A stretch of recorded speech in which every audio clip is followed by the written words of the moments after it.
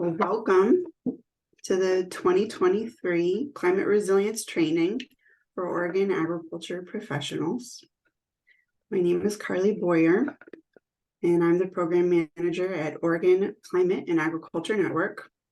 And I've been working this past few months to create this three-part series together with my planning team.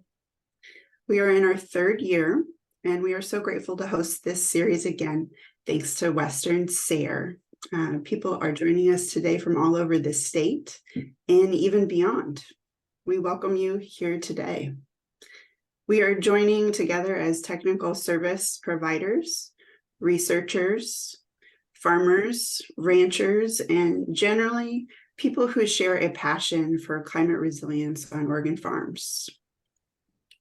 Our workshop goals are to create a community of practice supporting climate resilience on farms and ranches in Oregon, and to strengthen our statewide network and deepen regional relationships. I couldn't have organized this series without my incredible planning team representing statewide partner agencies. I'll now invite our planning team to introduce themselves. Please share your name, organization, and a brief description of why you joined the planning team. So if I could now hear from Jessie, please go ahead. Good morning. Good morning, everybody. I'm Jessie Kirschner. I'm the Water and Climate Programs Coordinator at the Oregon Watershed Enhancement Board. And I think this is my second year on the planning team. And just excited to be part of this group. It's a really fun, interesting group of folks. And I have a background in adaptation and resilience training, so try to bring that to bear and just share some of my experiences with that as part of being a member of the planning team. And then just really look forward to hearing the conversations that you all have about the efforts that you're engaged in and some of the things that you're experiencing and having challenges with, and maybe some of the more things that you see as opportunities. So. Great, thank you. And now let's hear from Cheyenne. Good morning, everyone. I'm Cheyenne Gajar, Organic Pasture and Forage Extension Specialist at Oregon State University. I have a statewide appointment, so if you have questions about pasture and you're in Oregon, give me a call. And I got involved, I think, a couple of years ago, and it's because climate change is why I got into agricultural research and extension in the first place. I used to be in foreign policy related things. I found out how much food insecurity and climate change were affecting global security. And I thought, maybe I should kind of focus on that problem. So yeah, that's my origin story. Thank you. And now Gordon Jones. Morning, everyone. I'm Gordon Jones, Extension faculty with Oregon State University. I'm based in Prineville, Oregon, serving the Central Oregon region, and hold the title of Extension agronomist. I am really interested in trying to translate science into practice for producers to help them meet their goals. And so there is such a challenge with changing climate, lack of water, extreme weather, and so many potential things that a farmer or a rancher might do to try to help to narrow a path to what will be most effective given the uncertainty in the future. Wonderful. Thank you. And we're running a little short on time, so less description. We love hearing about everybody, but in the sake of time, let's hear from Lisa. Good morning. I'm Lisa Kilders with Clackamas Soil and Water Conservation District. I'm Education Outreach Program Manager and been doing this for a few years. It's a great supplement to Connect. So make sure you go to Connect if you get a chance. Thanks. Thank you. And Diane. Hi, I'm Diane Choplin. I work at OSU Extension with the Small Farms Program as an education programs assistant. And I look forward to being a resource to those who want to call on us in Southern Oregon.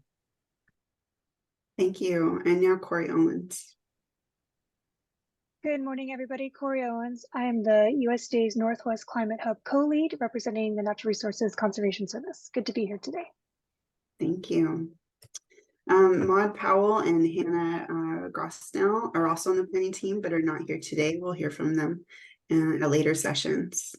A big thank you to our planning team. And now to learn about you. If you'd like to drop your name, organization, location, and a learning goal in the chat, feel free to go ahead and drop it in. And please do look up after you've entered yours to see who else is in the room with you. We've got a pretty stellar community here today. So, and now for some quick logistics. Although we love to see your faces, feel free to turn off your video as needed. General Zoom etiquette is appreciated. Please mute yourself unless speaking and raise your virtual hand to ask a question. And the chat is always open if you have a question. We have chat moderators to keep an eye on them. Please take care of yourself, stretch, eat, drink, take breaks as needed, and the main room session will be recorded if you miss anything. And now I'll pass it off to Jessie to introduce our first presenter. Thanks, Carly. So I'm pleased to introduce our first presenter, Margiana Peterson-Rockney, who is a political ecologist who studies climate equity and agrarian change. She is currently a postdoctoral researcher in UC Berkeley's Department of Environmental Science, Policy and Management, and a visiting postdoctoral fellow at Harvard University. Her research focuses on agricultural adaptation to climate change, rural livelihoods, and local institutional control. Margiana grew up on a farm and operated her own farm before completing her PhD at UC Berkeley, where she was a National Science Foundation Graduate Research Fellow. I'll turn it over to Margiana. Thank you very much for that kind introduction. I'm just going to share my screen here. Okay, hopefully everyone can see these slides. Okay, great. Well, thank you so much for having me today. My name's Margiana, and I'm really excited to be here. And today I'm going to be talking about farmers' perceptions of and barriers to climate adaptation. I'm just trying to move my Zoom bar out of the way. Okay, great. So I wanted to start with a bit of my own background, since it's really important to the work that I do. And it also helps me work with farmers and ranchers on politically sensitive topics like climate change. I grew up homeschooled on a dairy goat farm in Massachusetts and ran my own vegetable CSA for 7 years after college. And I also worked in a number of nonprofits, primarily with recent immigrant and refugee farmers. I'm currently completing my postdoc at UC Berkeley and Harvard. So as mentioned, I'm a political ecologist, which is a very interdisciplinary field. I draw a lot on environmental policy and really study the relationship between power and politics. And I use a variety of research methods, including extended case studies and comparative case studies and interviews, qualitative interviews. I think, are you all seeing yourselves at the bottom of the screen here? Sorry, let me just, okay, great. I'm just trying to move my window around a little bit. And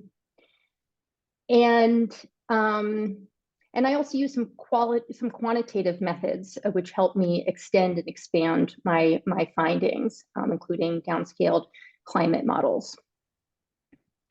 And before I get into some of my empirical findings, I just want to set the stage a bit.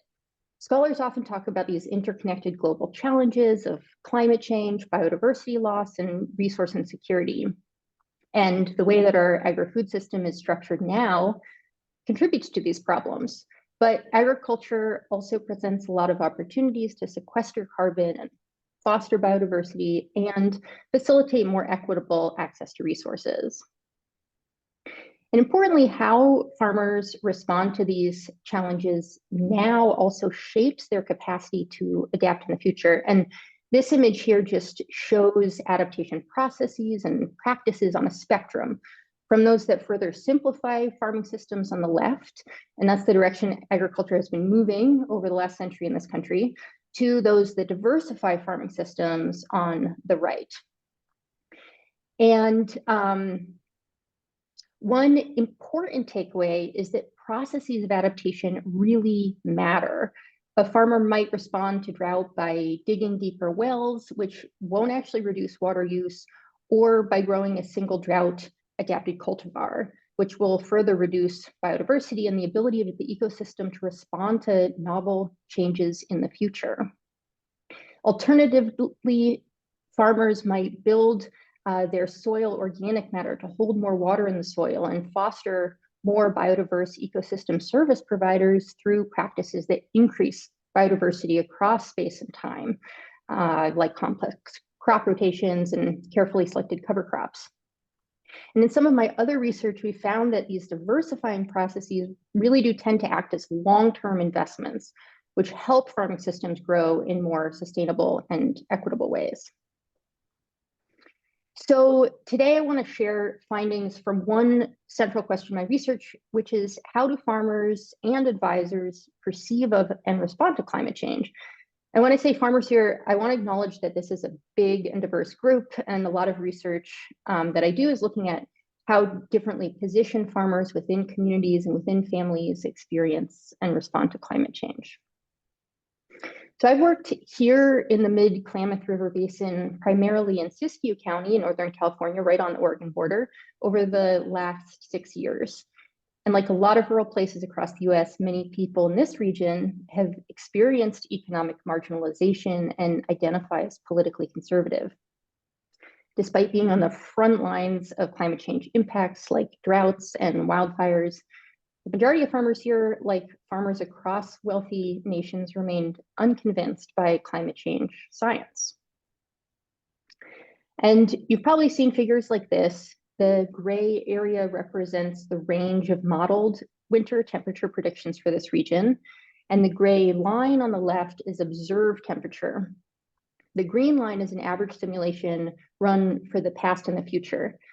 And the takeaway here is that while it's clear to us looking at this graph that there's a trend, a climate change signal of increasing temperature that gets stronger over time, if you're on the ground managing this landscape day to day, there's also a lot of variability. And many farmers in this region described this weather variability when I asked about their experiences of climate change, saying things like, everything changes when you live on a farm. You get to expect the unexpected. Without talking about climate change directly, many farmers recognized and described climate signals. That's the blue line here, like increasing dryness and temperature that rise above that noise of weather variability, which is the black line. Echoing what a lot of farmers shared, a cattle rancher said, "We've always had droughts. This is very different." But while farmers are identifying and distinguishing between weather variability and climate signals, they rarely express belief in anthropogenic climate change. Instead, many describe extreme weather events in terms of this region's harsh geography that's so drastic all the time. Many farmers also described how these extremes are becoming more common in terms of ongoing natural weather cycles, like this cattle rancher who asserted that we're in a drier cycle, and then explained that she knows what the scientists say, global warming and the ice packs are melting and doomsday is ahead of us. But I don't necessarily buy into that so much. So many farmers perceive physical risks of climate change, like droughts, even if they don't use what has become a politically polarized term, climate change or global warming. And that's what a lot of research to date has focused on, the physical risk perceptions of climate change, which are thought of as drivers of climate action. The logic goes that if a farmer is worried about the risks of droughts and flooding in the future, maybe they'll change their management practices now. And scholars have also identified policy risks that farmers perceive, which are thought to dissuade climate action. Basically, the understanding is that farmers perceive risks of more environmental regulations if they say climate change is real and agriculture is one of its main drivers. One key finding of my research is that many farmers also perceive social risks associated with climate change. The minority of farmers who did share their belief in anthropogenic climate change with me only did so after assurances of anonymity, like this cattle rancher who said, "I want you to know that I do believe in climate change, but it's important that you not tell my neighbors that I believe in climate change." And this was several hours into the conversation. In a community where climate disbelief is a strongly held cultural norm, farmers worried they'd be ostracized if they were associated with climate change. Especially established farmers were worried about losing access to the benefits of what rural sociologists call norms of neighborliness. These are the informal norms that people in rural communities rely on, like reciprocal labor exchanges or the ability to herd their cows across each other's land. And some farmers also worried about being excluded from formal networks and institutions, benefits of being part of the politically powerful farm bureau or easy access to public resources through USDA Farm Service Agency or Natural Resource Conservation Service. And farmers strategically mitigated the social risks they perceived around climate change. First, they simply avoided discussing climate change within the local farming community. Second, farmers often asserted, at least publicly, that they implemented adaptation and mitigation practices to increase economic efficiency or engage in new markets or other more culturally accepted or normative co-benefits of adaptation practices. And third is that when discussing climate change related impacts or adaptations, farmers typically kept their responses vague or expressed uncertainty, saying things like, we don't get the winters that we used to for whatever reason. But even if they're concerned about being associated with climate change or don't believe in anthropogenic climate change, farmers across groups are changing how and what they farm in response to climate impacts. There's really, at this point, no choice. And this is an especially important finding because a lot of previous research has suggested that belief and action are tightly coupled, even that farmers need to believe in climate change before they take action. And this has led to policy interventions and programming that tries to convince farmers about climate science, which hasn't been very effective. And trying to convince farmers to change their beliefs can really backfire, even exacerbating those social risks that farmers perceive in association with climate change in their broader communities. So one other finding that I want to point out is that who was adapting in what ways was patterned. And I found that women farmers were often leading diversifying adaptation efforts. Women farmers in this region, like in many places, often don't have parity to access to institutional resources, and many describe being dismissed or not taken seriously by institutional staff and other farmers in organizations like the Cattlemen's Association and the Farm Bureau. But building on the work of social network theorists and political sociologists, I argue that there is power in this relative powerlessness assigned to women farmers, because women farmers in this region are already on the margins or even outsiders of established farmer social groups. They may perceive fewer social risks and have less to lose by adapting to change in ways that differ from conventional local norms. They're already not part of the good old boys club, as this farmer told me, so they don't need to follow the rules of that club. And with generational change, more women, especially within multi-generational farming families, are being recognized as farmers, and they're often less burdened by past practices and can adapt to climate change in novel ways. And what about the public institutional actors charged with supporting farmers on the ground? This is another line of inquiry in my work. Public advisors like Cooperative Extension and USDA staff at the Farm Service Agency and Natural Resource Conservation Service provide farmers with technical and financial assistance, and are in a really good position to help farmers adapt to climate change and implement mitigation practices. But research suggests the reality is in many places in the rural US that agricultural advisors are struggling to help farmers adapt. And in a new paper I'm writing, I'm identifying 3 dynamics that help explain this and trying to suggest some policy and programming that can help increase the pace and scale of climate action. And I'm looking forward to talking about this work in our breakout groups too. So the first is that agricultural advisors have a high degree of autonomy, getting to decide who they work with and what issues they work on. And this presents a trade-off. On one hand, it means advisors can tailor programs to be relevant to the stakeholders they work with and the areas they work on, which is super important, especially with climate change. On the other hand, advisors can continue to encourage simplifying practices, or they can decide not to work on climate change at all, or not to work with certain farmers, like those classified as hobby farmers, because they often rely on off-farm work. And often those farmers who have limited resources or insecure access to land and institutional resources are the most vulnerable to climate change impacts.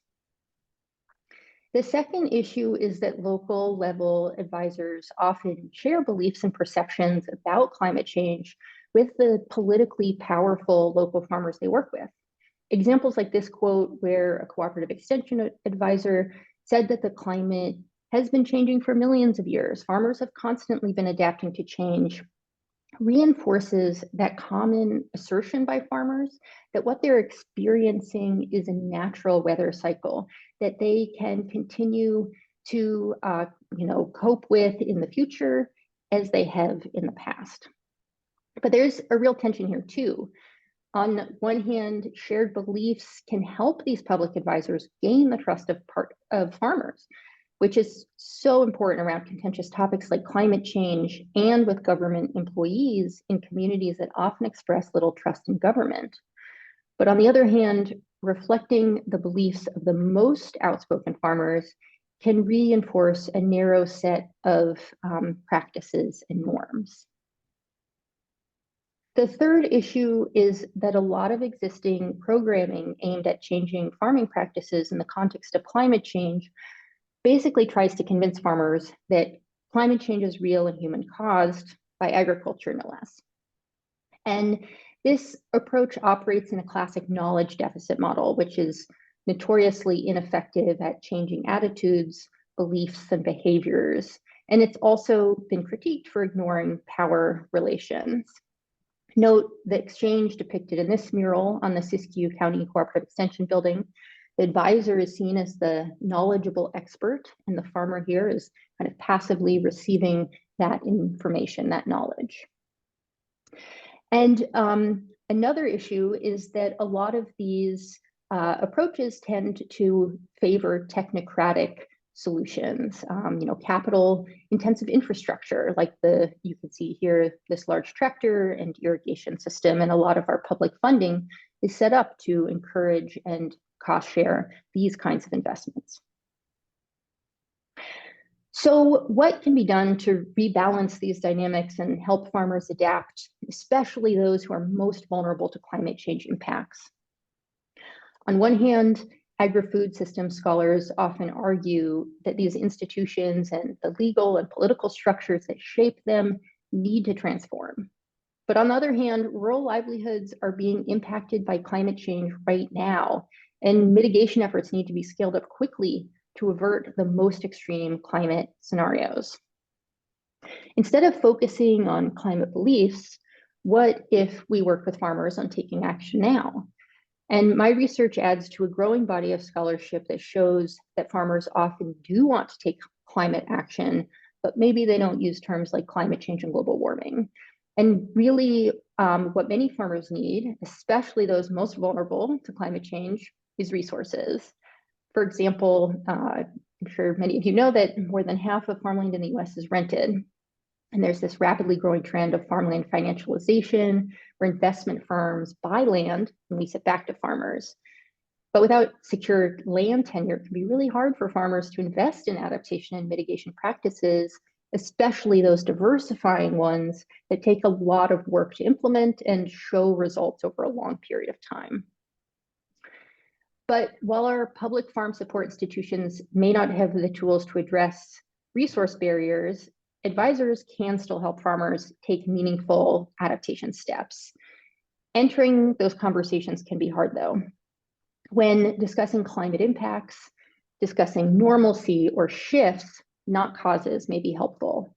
Focusing on co-benefits like electricity savings or having more control over their production, being less reliant on external inputs, can be great ways to start talking about adaptation. And one really important point is that a lot of farmers express feeling unfairly blamed for climate change. So if there are opportunities to frame farmer climate action in heroic and positive terms, I think that can be really helpful too.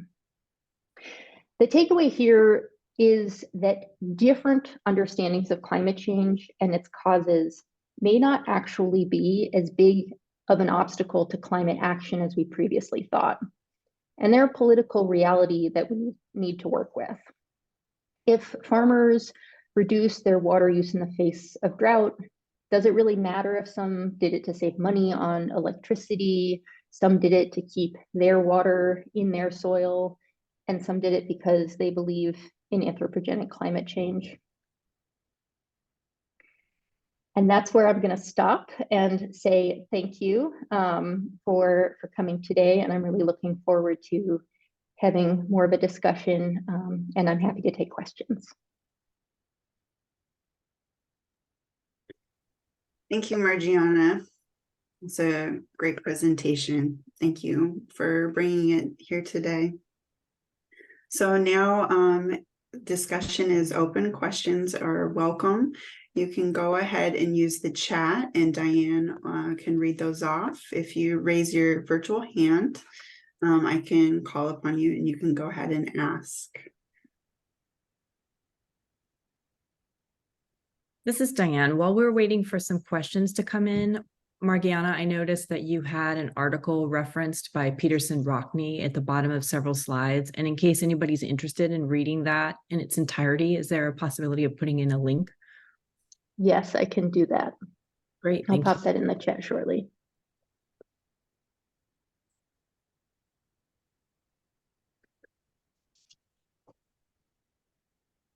We have a few questions in the chat now, Diane. Yeah, so there's one, does ORCAN have a list handy of the citations? So that would be us, Carly, but I think Margiana, that would be you if you have other citations. It'll take me a second. Maybe after the Q&A, I'll pop in some links. And I think Carly's probably going to do a follow-up email with resources too, I would imagine. Yeah.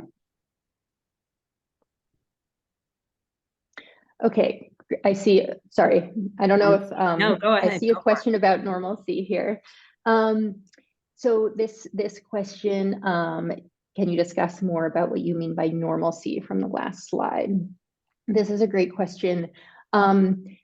So there's been some research suggesting, and I'll pop in some of these articles too, suggesting that talking about, rather than climate change or global warming, talking about abnormal conditions sort of fits within many farmers' understanding and sort of the discourses they use to talk about climate change. For example, this idea of weather cycles or shifting patterns. And so being able to talk about weather conditions being abnormal compared to how maybe they used to be in the past has shown some efficacy in working with farmers and being a place to start, because that idea that we're experiencing abnormal weather is an entry point that's not as politicized as climate change and global warming. And it sounds like it's right in the same vein, but you had a similar question come in terms of what types of data farmers are most receptive to. That's a great question too. One thing is that research has consistently shown that well, there are a couple things to mention. One is the research has consistently shown that farmers trust each other, most of all, and learn from each other. And so data from other farmers and that kind of like farmer to farmer, peer to peer exchange is really helpful. And being able to see something and see that it works, and see also related to this sort of social risk point that farmers are able to continue to benefit from resources, continue to be part of these social groups, even if they are maybe deviating from practices that have been considered kind of the norm in the community for a long time. So those are a couple, I know that those are a little bit different than maybe like data from, climate science, but I think even showing farmers some of the graphs like I showed that acknowledges that there's a lot of variability. It's not like, every year is always going to be warmer than the year before, but being able to show these graphs that show this variability, which is something that farmers talk about and sort of helps acknowledge the way that they're experiencing managing the landscape on the ground day to day, and that variability is shifting. There is this trend, this signal emerging, and being able to show that that's happening without talking about necessarily why, necessarily the blame that many farmers feel unfairly cast on them for greenhouse gas emissions. So I think that can be a helpful way to start to look at some of the scientific data, some of the modeling data, to acknowledge that variability too. So we have several questions that came in, and I think we probably only have time for maybe two more. The first question I think might be addressed by Melissa's presentation, which is discussing how social awareness of social risk shapes how we as service providers engage with producers. So maybe we table that one for now.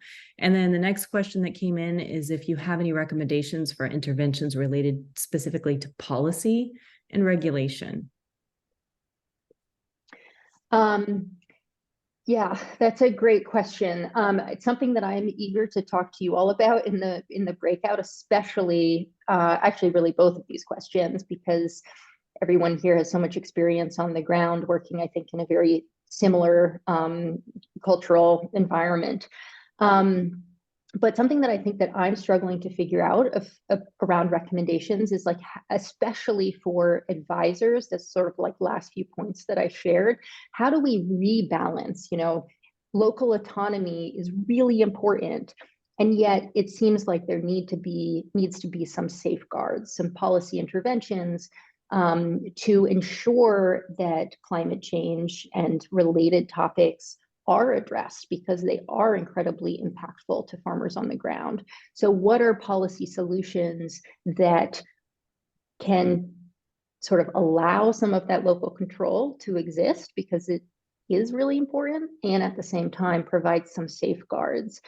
So I don't necessarily have direct answers there. I mean, there are a lot of policy tweaks, and for example, in a Farm Bill year, thinking about like, how do we shift funding eligibility and priority areas within programs that already exist and funding models that already exist to address resource insecurity. I think there are a lot of opportunities for those tweaks through policy, and then I think there are a lot of opportunities for some bigger picture structural changes. So I'm looking forward to having those conversations in the breakout. Great. And I think we have time for just one more question. There's one that kind of dovetails on what you just finished saying, talking about funding. We had a question about whether there is any movement on making funding less restrictive on the front end versus what they're seeing at NRCS, which made me think of soil and water conservation districts, but I don't know if there's something else to say. What do you mean by front end? Well, so let's see. Oh, we got more things popping in the chat. Moved here. So in terms of getting assistance with something like water collection, but not a well, and opportunities outside NRCS, which tends to be more rigid? Yeah, I mean, one thing I didn't really talk about, but I did some work with resource conservation districts, and they do have a little bit more flexibility and, you know, operate in this kind of like funny public-private in-between space.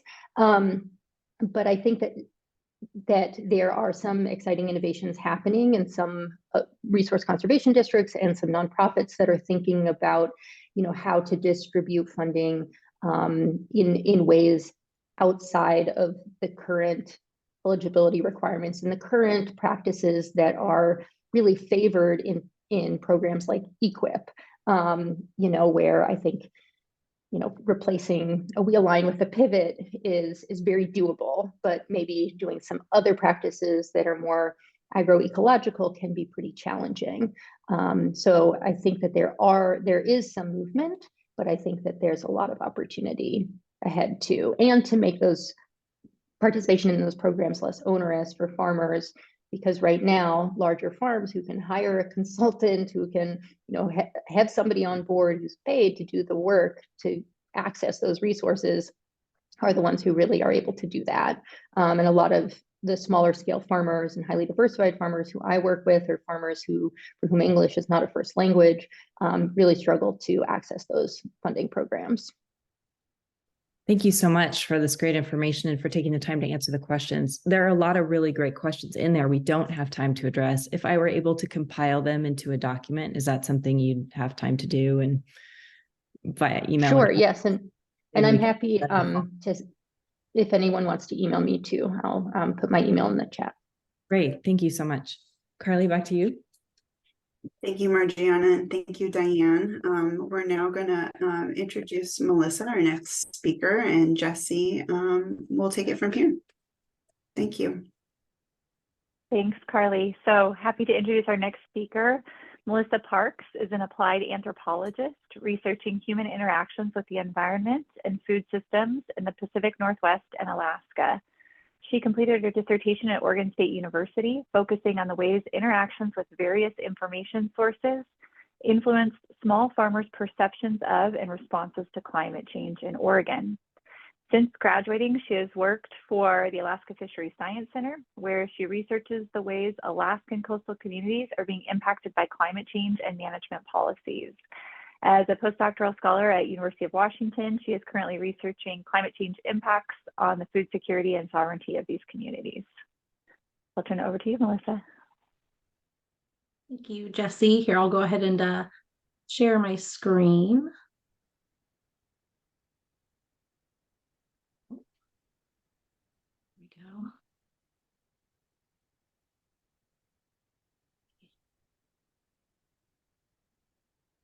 All right. Thank you all for having me here today. And thank you, Margiana, for that excellent presentation. I find your research fascinating. And as you'll see with my talk, super complementary as well to what I'm going to be discussing. As Jesse just mentioned, I'm going to be kind of talking a little bit about some research that I've done both for my dissertation and then also an internship that I did with the Dry Farming Collaborative. So the title is Small Farmers, Social Networks, Perceptions of and Responses to Climate Change in Oregon. So as has kind of been touched on in the previous presentation, there's a lot of different influences on farmers' adaptation and whether or not they decide to adapt and how they decide to adapt if they do choose to adapt. And that includes various things like various structural and economic constraints, having access to capital, having reliable access to labor, but also things like their beliefs and attitudes about climate change. Those can play a role. Also their own specific experiences with extreme weather. So there's been studies that show that if a farmer has been, experienced drought or, an extreme storm directly, they're going to be more willing to adapt to climate change. And also their perceptions of risk, which is, as Margiana just talked about, is a huge factor as well. Beyond those things, they're agricultural information networks. So where they get information about climate change, about farming practices and how to adapt, that as well is really going to influence whether or not they choose to adapt and how they choose to adapt. And that's obviously really appropriate for our discussion here today, where I'm talking to a lot of the information sources and a lot of the people who speak with and work with farmers and where farmers get their information from. So that's a really big piece that I'm going to be focusing on today. And then lastly, just in general, farmers' kind of agricultural and climate knowledge that they gain from farming and from their day-to-day interactions with the soil and with crops and with animals, and from being in the weather and in their specific geographic location. All that knowledge that kind of comes from that very hands-on experience really shapes their perception of the climate and whether or not the climate is changing, and also their perception of what is possible in farming and what is possible with climate adaptation. So my research questions that I focused on in this study, and that I'll be talking about the results of today, we're kind of looking holistically at a lot of these different influences and trying to see kind of holistically how these different influences might interact, specifically in regards to small farmers in Oregon. So first of all, I wanted to understand what weather-related challenges Oregonian small farmers were experiencing and how they were choosing to respond to those challenges. I specifically use the terminology weather-related challenges as a way to kind of narrow in on those specific on-the-ground experiences and not necessarily convolute things with discussions of climate change, which as Margiana just discussed, is highly political and highly dependent on kind of other various factors. So that was my first kind of question. My second question was looking at what key human and non-human entities small farmers were relying on for information about the weather and climate and farming strategies, and then looking at the ways those social networks were arranged. And you'll see what I mean by that when I get into the results a little bit. And then lastly, I wanted to understand to what extent perceptions and responses differed between individuals, and what aspects of their social networks might account for those differences. So a little bit about my methods. I spoke to small farmers across Oregon, across these kind of 5 different ecoregions of Oregon. So everyone here is, Oregon-based and familiar with Oregon, but essentially like the differences between these ecoregions are, slightly different geographically, slightly different in terms of the weather, and also different in terms of what agriculturally is focused on in that area. So that's kind of why I wanted to do this good spread, was to get kind of diversity of small farmers. The little dots on there are farmers that I interviewed, and I actually went and visited those farms. And then I also distributed a survey to a broader array of farmers across the state and received 48 responses to that survey. I also conducted photo voice, which is where I had farmers share photographs that they had taken on their farm of various kind of weather-related challenges and stuff that they had experienced, and share those with me, both as kind of another kind of prompter for deeper conversation and deeper reflection. And it also really allowed the farmers themselves to really be larger participants in the data collection process, which was an important part of my study. So I won't go too much into the data analysis piece, but essentially what I did was run a social network analysis in R to kind of analyze a lot of information on the social networks that I found. And that was in addition to the interviews that I did in person on people's farms.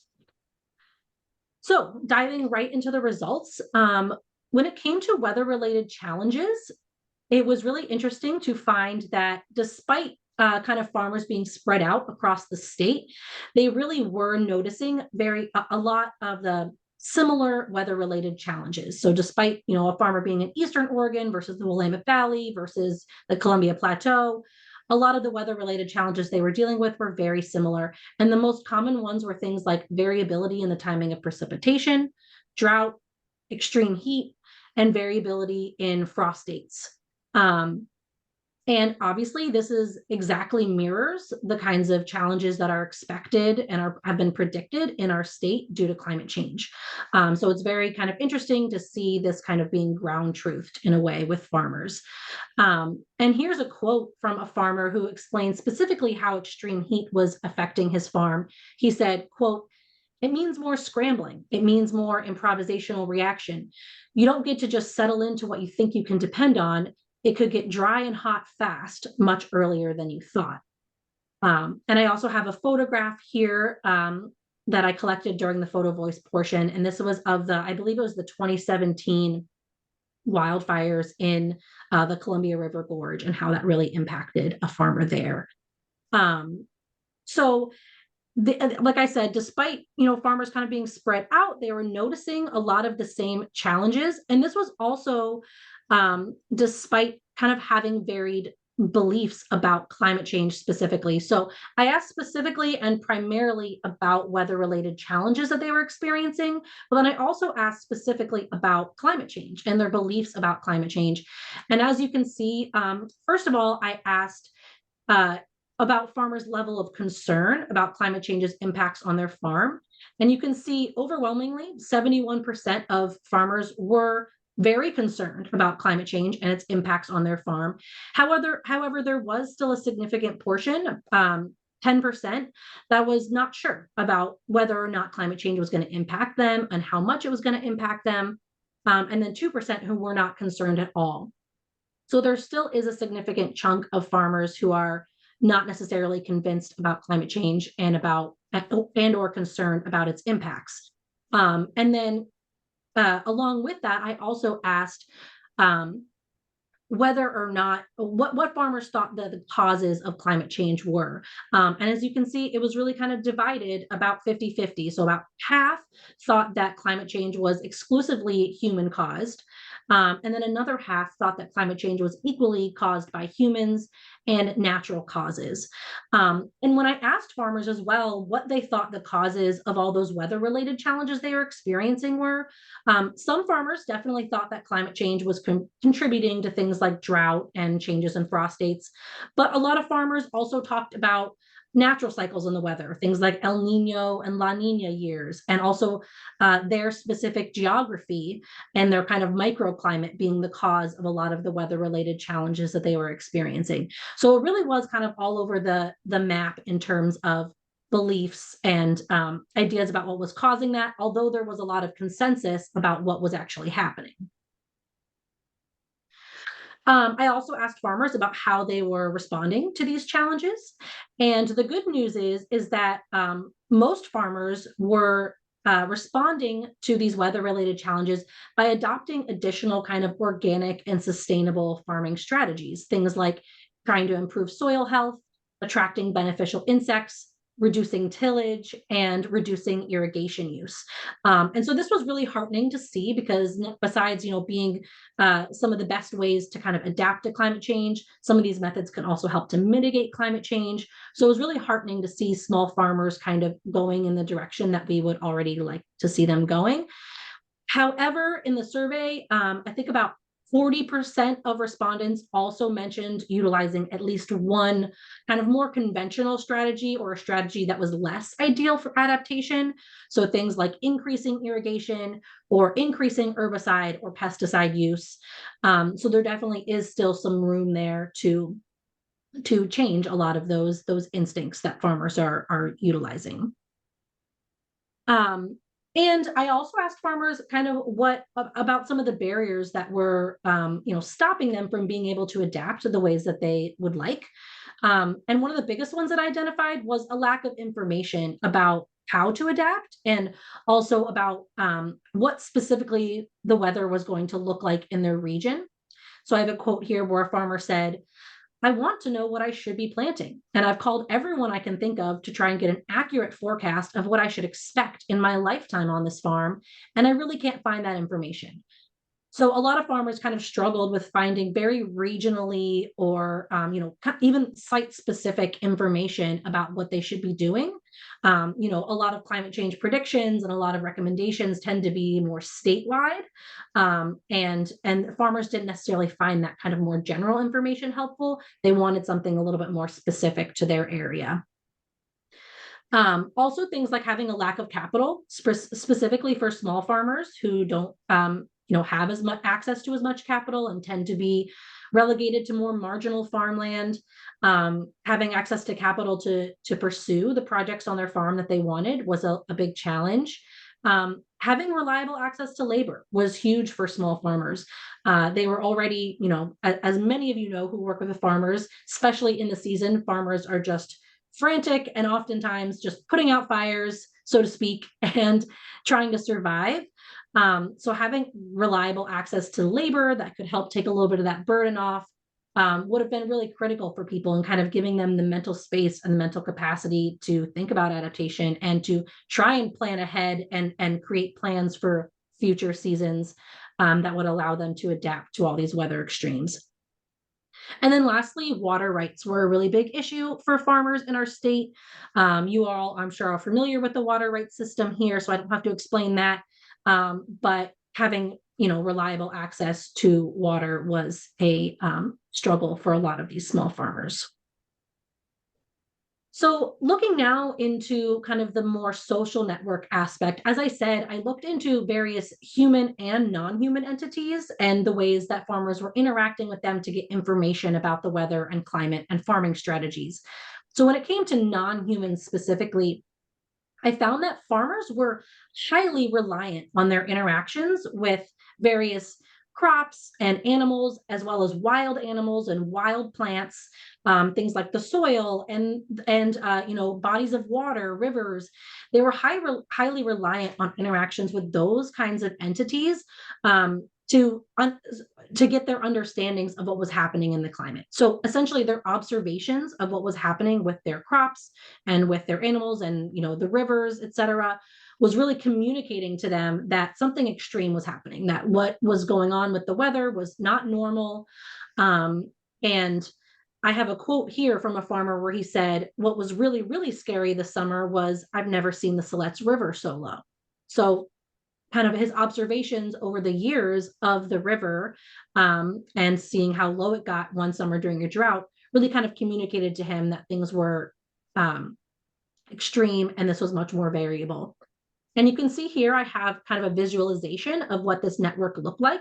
The red dots are the farmers that I interviewed, and the blue dots are the various non-human entities, so various non-human types, like categories, like tomatoes or, you know, cattle or squash.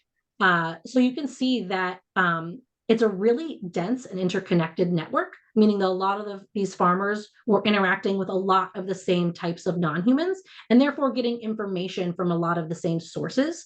And that also that there are these blue dots, a lot of the blue dots that are kind of clustered in the center are what we call in the social network analysis world, really central actors, meaning they're really central to the network. They have a lot of interconnections with farmers.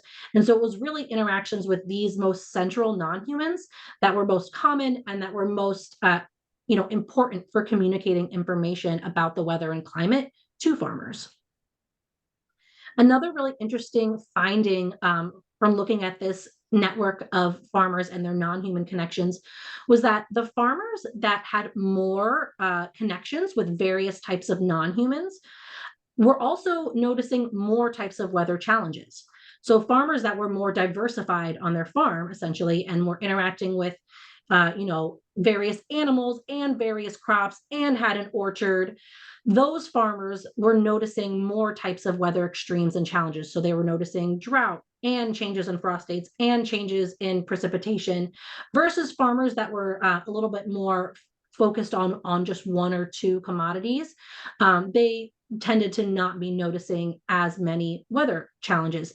So this just kind of speaks a little bit to the importance of diversity and having diversified farms, because obviously all these different kind of weather related challenges are really will impact different crops and different animals differently.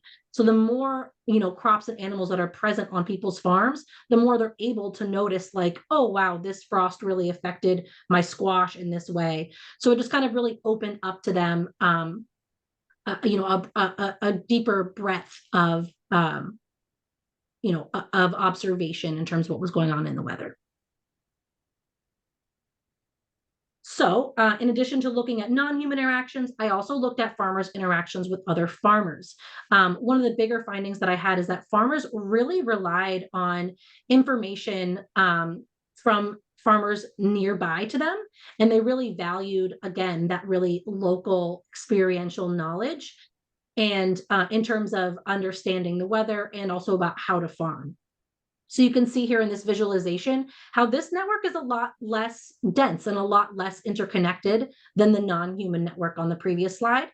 You can see how farmers are really more interacting in kind of more isolated groups. And also that these groups tend to be more isolated by ecoregion. So you can see they're color coded by what ecoregion the farmer was in. And so this again just really shows how much farmers are relying on their neighbors and other farmers nearby for information about how to farm and about the weather. And so that's really kind of important to understand when conducting outreach, that farmers really rely on this information foremost and really value this information the most. Another kind of key finding that I want to point out has to do with beginning farmers. So I looked at which farms in this network were the most central. So which farmers had the most connections to other farmers. We're talking to a lot of different people about the weather and climate and how to farm. And those farmers that had the most connections to other farmers actually tended to be beginning farmers or farmers who had been farming for less than 10 years. So this was really kind of interesting and a little bit not what you would expect. You know, you would expect older farmers to be the ones who have a lot of connections and have developed a lot of that over the years. But I actually think that because beginning farmers are in such a mode of seeking information and figuring out how best to farm on their specific acreage, that they were really talking to a lot of different people to try and figure out what was best and getting a lot of different information. So in this way, they were actually really great conduits to spread information. So besides kind of being the most central farmers, they're also what we call in social network analysis, bridging farmers. So these farmers that are kind of, I'm not sure if you guys can see my mouse here, but there are farmers that are kind of strategically placed to kind of bridge and connect two different more isolated groups of farmers. And so those farmers that tended to be a bridge between two more isolated groups of farmers were, again, beginning farmers and had been farming for less amount of time. So that, again, is just another interesting finding that kind of shows how important beginning farmers could be in spreading information about climate adaptation. And lastly, when it came to the farmer-farmer network, it also appeared that farmers were really interacting mostly with other farmers that held very similar beliefs about climate change as they did. So I asked farmers about their beliefs on climate change and also about the farmers that they interact the most with. What do they think their beliefs on climate change were? And overwhelmingly, farmers, at least their perception was that all the farmers in their kind of direct network held very similar beliefs about climate change as they did. So this kind of shows that, farmers potentially are getting information about climate change and kind of getting their beliefs about climate change from other farmers, or at a minimum that kind of the other farmers in their network and in their inner circle are really reinforcing their beliefs about climate change. So this again kind of goes back to what Margiana was talking about, which is that it can be really kind of hard to break into those silos of information and those beliefs about climate change because farmers are kind of just having that reinforced again and again. And therefore, it can kind of be hard to break through to those beliefs about climate change specifically. And then lastly, I also looked at kind of broader information networks. So what other kinds of information sources, things like organizations and podcasts and books, are farmers getting their information about the weather and climate and about farming strategies from? And as you can see, this network, again, there were some entities that are really central to the network and that are kind of really interconnected, and a lot of farmers are relying on them. And that would be things like OSU Extension, the NRCS, but also social media. Social media was a really important space where farmers were able to share information with one another, and they were able to see photos on Instagram of what was happening on somebody else's farm. It's a really good place where they were getting ideas about how to pursue new farming projects. So that was a big one. And then you can see the rest of the list here, but also kinds of various weather forecasting websites like NOAA, Weather Underground. And then a couple of podcasts and magazines were also important information sources as well. This is so great. Thank you so much for all this information. We're 3 minutes over time, so I want to be sure that we've got time for a couple questions. Is it possible, Carly, are the slides from presentations going to be available to people after the webinar? Yes, we can share all the slides. Absolutely. Great. So anything we didn't get to, we'll have an opportunity to look at. And it's wonderful. Apologies. This is the last slide here, and you guys can obviously check out the paper on which this was based. I didn't see your time warning. I'm sorry about that, Diane. There were a few. It's all good though. They did not. Yeah, they did not make it to me. I'm not seeing them in the chat at all, so I'm not sure what happened to them there. Yeah. Oh, I sent them directly to you, so I don't know what happened, but okay. Yeah. Apologies about that. Technology is technology, right? We get its best and its worst. Yes. So if it's okay, we've got several questions here for you. I saw that Margiana was answering some in the chat. So I do want to say real quick that everybody, please, before we go into small discussion groups, because I think the chat thread gets lost when you pop out and pop back, take a moment to go down to the bottom of the chat, to the little ellipse there, and do save chat. So you can be sure to save all the resources and answers that are there. And then in terms of questions for you, Melissa, we've got several. It's hard to pick just one. We've got a couple having to do with resources. Maybe this is the best way to start. How can ag professionals help make the tools available to support producers to implement change in practices? Yes, this is a good question, because this kind of goes back to the conclusions that I just narrowly missed telling you guys. But basically, one of the important conclusions is because farmers are so much more aligned on what's kind of happening on the ground and with the weather than they are on their beliefs on climate change. It's really important, I think, in outreach and in working with farmers to kind of focus on those really on the ground experiences, especially those on the ground experiences with non-humans. So all farmers that I spoke to really had those experiences with non-humans in common, and they were shaping their very similar perceptions of weather-related challenges.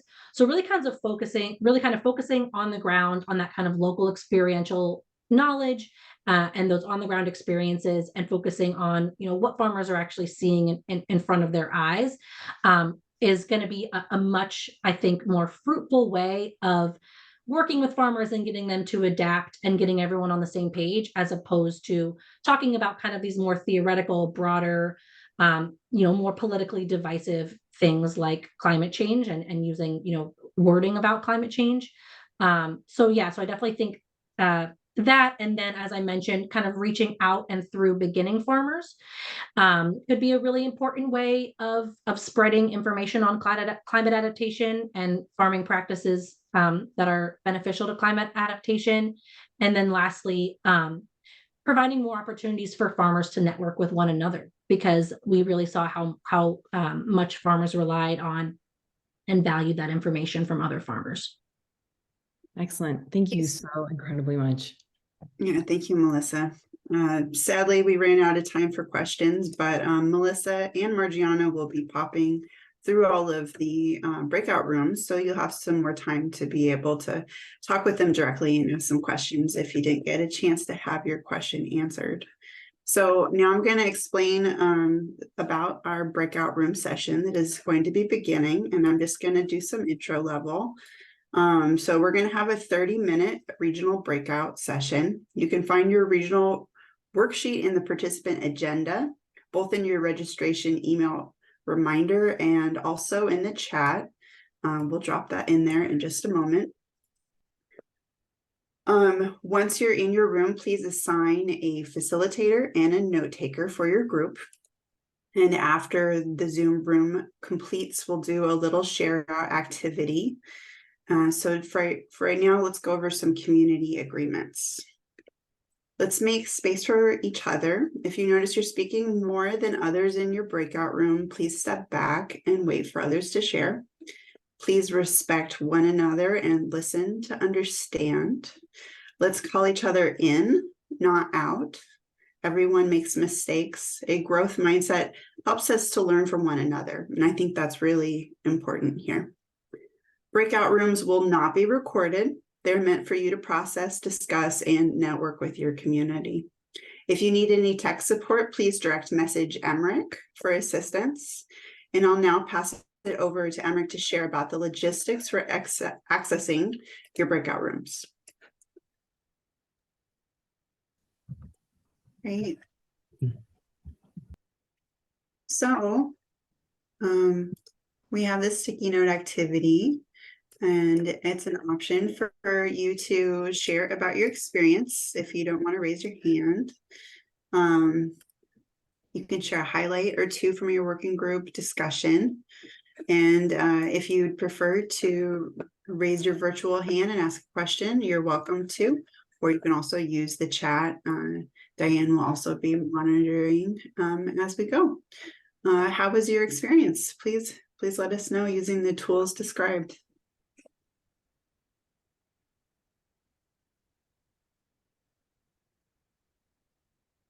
You should be able to click into the box and the text is already there. So just click on your text option and it should be able to work. And the link in the chat. Oh, yes. Let's put that in there too. I love that somebody figured out how to draw. That's great. All right, here is the link now in the chat. Looks like it's not updating. The document is being filled out, but it's not live updating. It should be. There we have a little bit more population. I think it just needs a moment to think. Okay. Well, I'll talk about the ones that we do have here. So don't talk about climate change. Focus on local temperature and precipitation data instead. Relationships and facilitating relationship growth is important to building a foundation of trust. Building relationships and trust will facilitate tough, risky conversations and are an opportunity to ascertain farmer motivations and values. Whoever wrote that one, do you want to share any more about that topic? It seems like there's a real theme there. So that was one that I wrote. And it goes along with what other people are talking about, where you build your relationships and trust before you dive into the things like the social risk of climate change, especially if you don't have a read on a person and how they might respond to something. You're taking the temperature, so to speak, of who they are. But then also those low stakes conversations are a way to figure out what are their motivations and values in terms of, are they worried about the bottom line? Are they worried about a new process penciling out for their farm? Are they worried about how they're perceived by other people in their neighborhood or their district or something? And maybe they believe in climate change, but they really need that plausible deniability that it was a really smart economic decision, to make that happen. I saw someone say hi, Allison, in chat, so I'm excited. Anyway, I'm going to type some more, though. Great. Thank you, Allison. In the chat, we have a talk about optimizing operations versus maximizing production.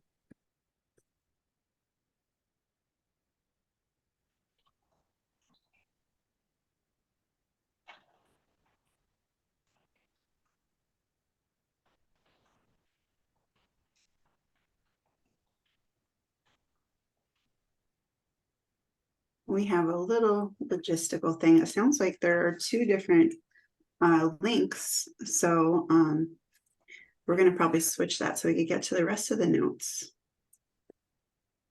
There's 2 pages. Emmerich, I just dropped it in there for you if you want to use that link, and I can share some of the other ones in the meantime. Create space for listening and allow for participatory, collaborative peer learning. Focus on concrete experiences. Listen, understand, adapt to regional ways of talking about production. Don't unintentionally exclude due to jargon. That's a really helpful tip.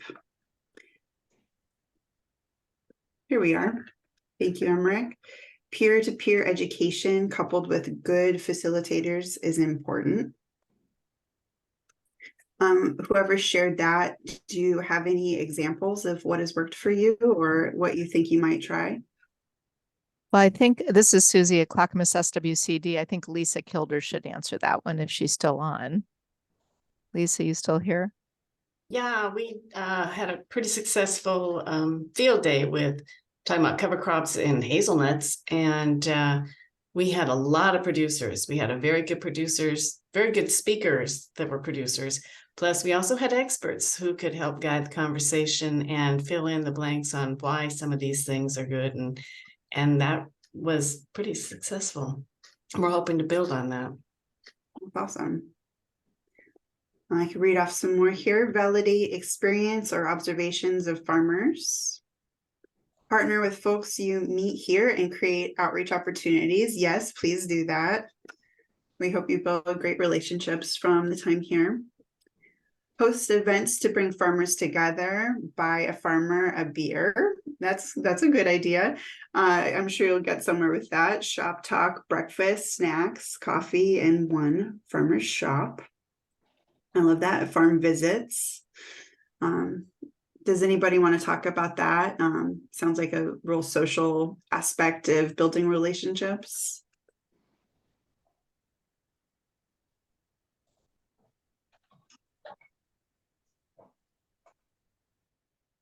I can move on here. Staying away from buzzwords. Don't expect people to come to your party. Get an invite to theirs.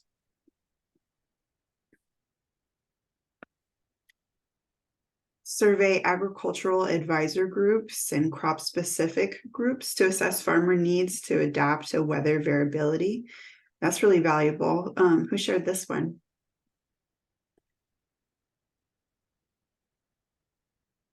Hi, this is Beth with Polk, and I shared that one. It wasn't something we talked about a lot. It was just something I was hoping to share as an idea, but I have zero experience with it, I'm afraid.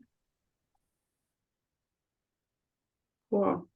And it looks like we have some in the second slide. Emmerich, if you want to move to this next slide, we have some more text written there as well.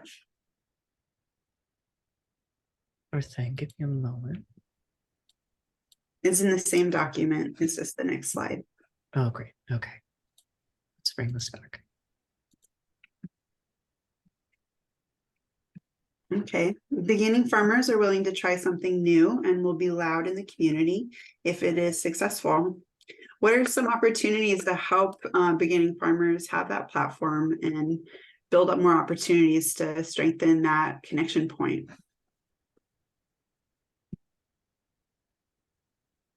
In the chat, I'm seeing Brittany from FOF had a great one. Would Brittany like to share, or the original person who wrote this sticky? I didn't mean to throw Brittany under the bus, but she had mentioned that there's a mentorship program that FOF does that specifically helps new folks. I think it was in pasture. And so they basically get like paid to have a mentor and to be engaged. And I thought that was very cool. And that was a really neat model. So sorry, Brittany. Yeah, no worries. Yeah, we have Oregon Pasture Network does a mentorship program. And the important part is, it is a paid for the mentor. And it's a really important way for a skilled farmer to be able to help these beginning farmers, and they go to the farm, and so it's kind of a real hands-on process, and it's been really successful. Great. Well, we've run out of time for this activity, but thank you for sharing some of your experiences, and thanks for your patience with our technical challenges. Now we're going to hear from Corey from NRCS to hear about a brief update of the current funding opportunities. Buddy, great discussion and excellent presentation. Such a great presentation and event to be part of today. Is everybody seeing my screen? Can I get a thumbs up, Carly? Or okay, great. So this is really brief. I just want to give you a current update for NRCS program deadlines. The first thing is we have our Oregon Environmental Quality Incentive Program deadline on November 17th.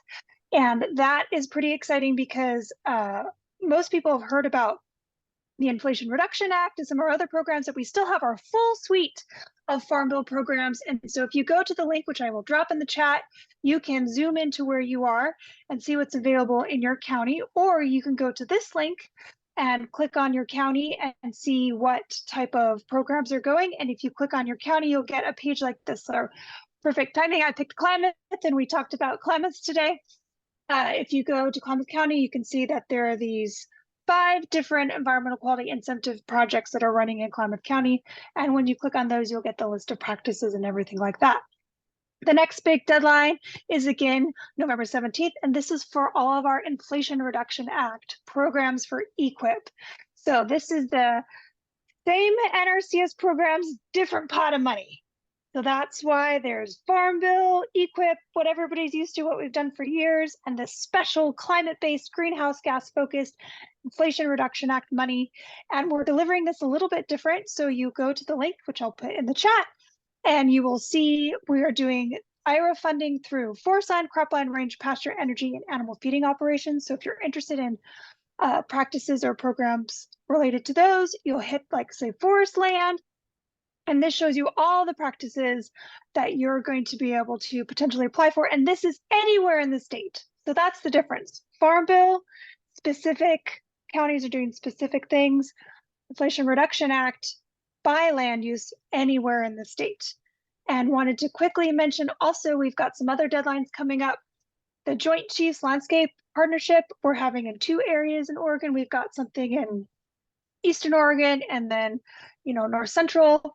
For those are very specific forestry practices. And then our Regional Conservationist Partnership Program, we have scattered across the state. Those are available now. And again, those deadlines are November 17th. But then we also have a December 15th deadline for our Agro Conservation Easement Program and March 29th for our Conservation Stewardship Program. I'll get busy and put all those links in the chat since I know that people are going to be interested in that. And happy to take any quick questions. I know that was fast, but I wanted to make sure we got everything in there.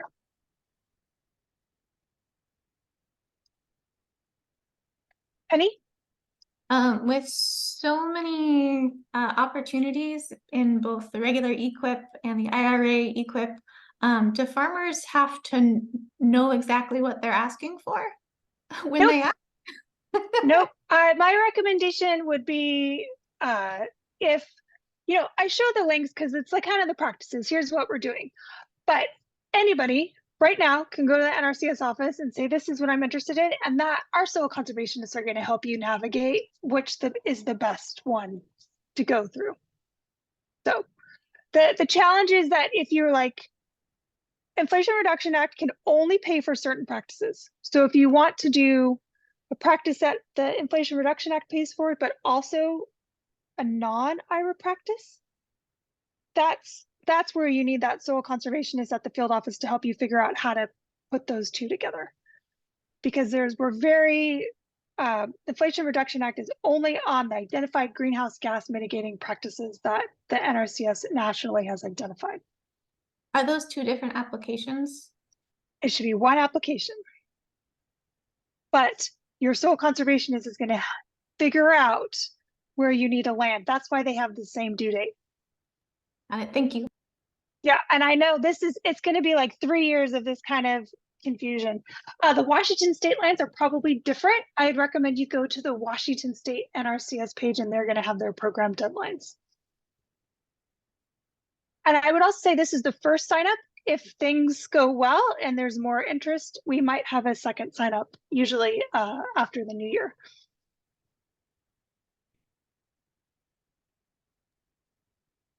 Great, thank you, Corey. Are there any more questions about Corey's NRCS update?